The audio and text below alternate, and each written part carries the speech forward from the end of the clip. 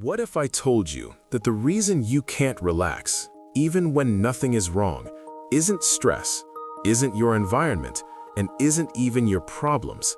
It's your brain doing exactly what it was designed to do, protect you from uncertainty. But sometimes it protects you too much. You send a message, and suddenly your brain starts building 20 different versions of reality. You said one sentence, but your mind hears 10 meanings behind it. And before you know it, you're no longer in reality. You're inside your thoughts. Today, we're breaking down the psychology of people who overthink everything. Not motivational advice, not just stop thinking, but the real mechanism behind it. Why it happens, why it feels uncontrollable, and why some people experience it more intensely than others. Overthinking doesn't feel like thinking.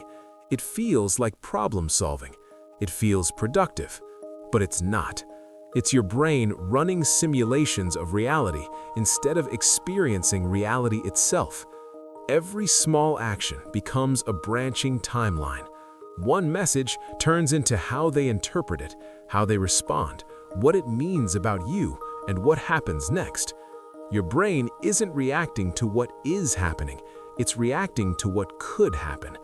And that's where the loop begins.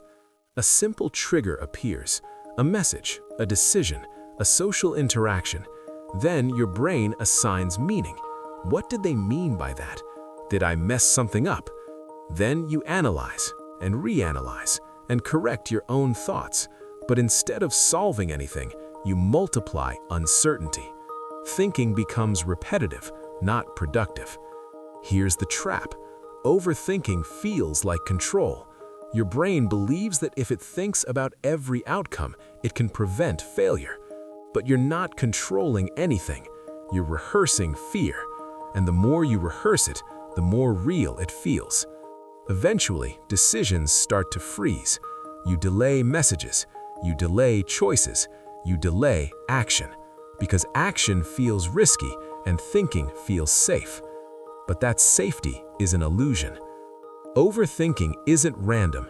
It happens more in people who are highly intelligent, highly self-aware, emotionally sensitive, and good at recognizing patterns. Because they don't see one outcome, they see all outcomes, every possibility, every consequence, every interpretation, and that creates overload. Your brain is not designed for peace. It's designed for survival, and survival means avoiding uncertainty. So when something is unclear, your brain treats it like danger. That's why overthinking feels physical. Racing thoughts, tight chest, restlessness. Your body reacts as if something is wrong, even when nothing is happening. And this creates a loop. Anxiety creates thinking. Thinking creates more anxiety, and the loop feeds itself. The more you try to think your way out, the deeper you go into it. At some point, you start noticing it. I can't stop thinking about this. But even that becomes another thought to analyze. So awareness alone doesn't break the loop. It just adds another layer. And this is where most people get stuck. They try to fix overthinking by thinking differently. New perspectives, new logic, new reassurance. But the system doesn't need better thoughts, it needs interruption. Because overthinking is not solved inside the mind, it's broken from the outside, through action. Action forces reality to respond, and reality is something your brain cannot fully simulate.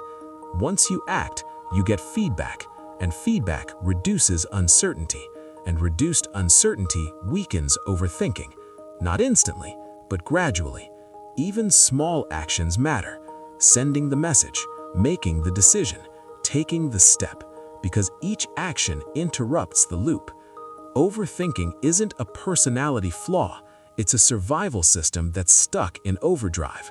It's trying to protect you, but it doesn't realize you're not in danger. And the goal isn't to eliminate thinking.